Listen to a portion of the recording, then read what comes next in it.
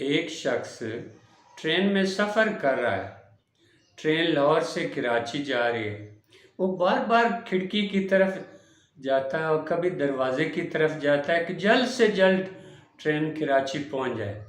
ایک شخص پوچھتا ہے کہ آپ کیوں بے تاب ہو کر کبھی کھڑکی اور کبھی دروازے کی طرف جاتے ہیں؟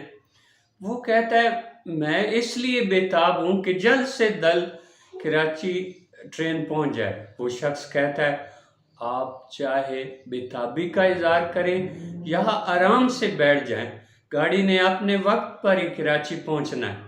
آپ کی بے تابی سے ٹرین کی تیزی میں کوئی فرق نہیں پڑنے والا۔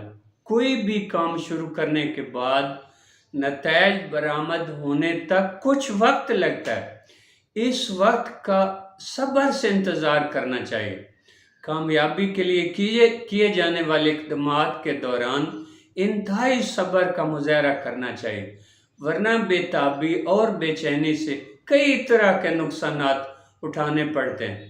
بے تابی کی وجہ سے کوئی کام اعلیٰ اور معیاری نہیں ہو سکتا۔